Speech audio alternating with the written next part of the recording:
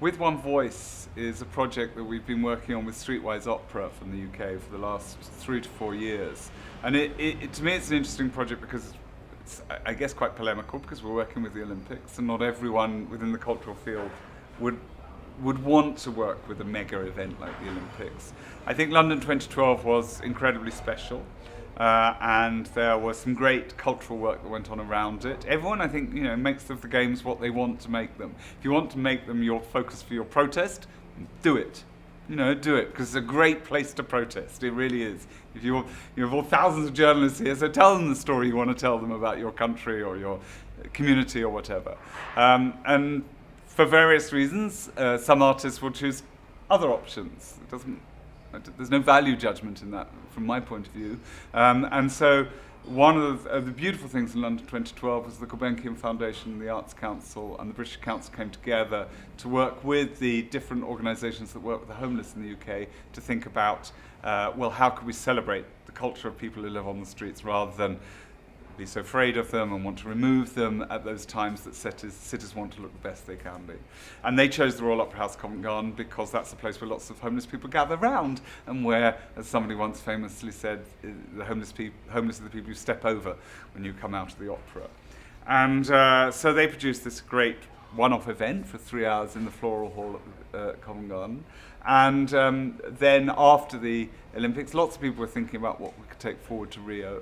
And that was one of the projects that we were interested in working on. And the British Council and the Gulbenkian have stayed true to that over the last 3 to 4 years. Various people, Matt Peacock came out here from Streetwise.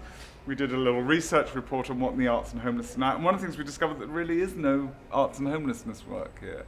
It's interesting because so much of the work is territorial and has been. I think that's moving. I think I said the 90s are very much about territory and the expression of those, and very much about, I think if you look at the last 10 years, some of that shifted.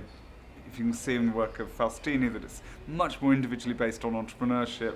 They come from certain territories, but they're marked out in different ways through their these newer organizations.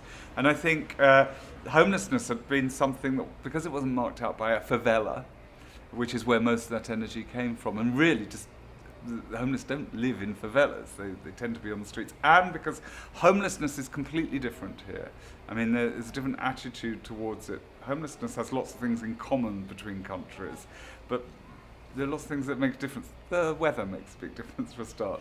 Living on the streets here could be a better option than actually some of the options of living inside in some other communities. So we just wanted to understand a bit about that. We wanted to understand with those great, what I thought those sort of great arts or social justice organisations, would they be interested in working with us? How could we make some partnerships so we could borrow their cultural power rather than trying to start from scratch, something that the Brits are going to start.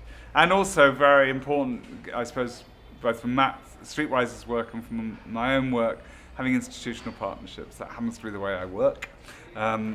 Probably comes from prisons, because you can't really work with prisoners unless you have those partnerships.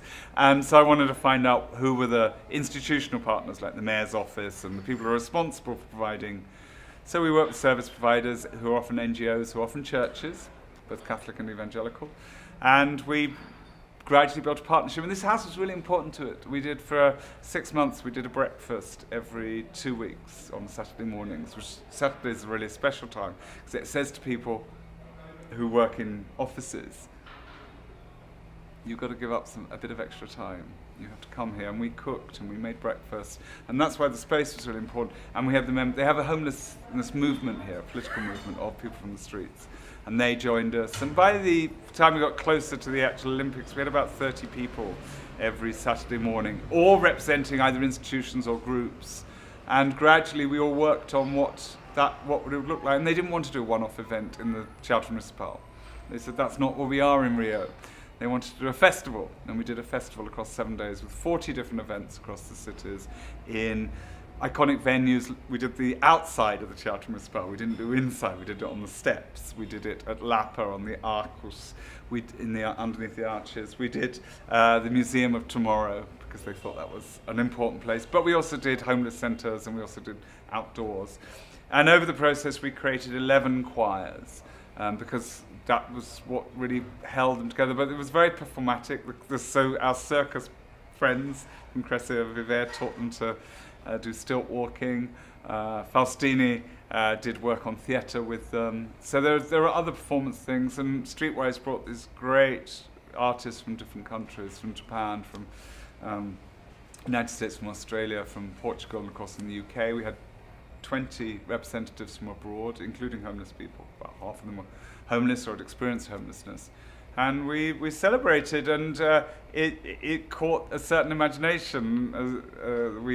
So when the Olympics actually started, when the torch arrived so it was last Friday, goodness, when the torch arrived in Rio, it did a circuit, obviously, of all the great spots. And 6:30 on the morning of the opening, it was up there at Christ, and there was a part of our choir singing for the torch. And I don't know, I mean, it's not everyone's idea of what art should be in terms of sort of this sort of art, which is, trying to draw attention to radical issues. But I think I obviously think there is a place for celebration and in performance, and for the rituals that go with that.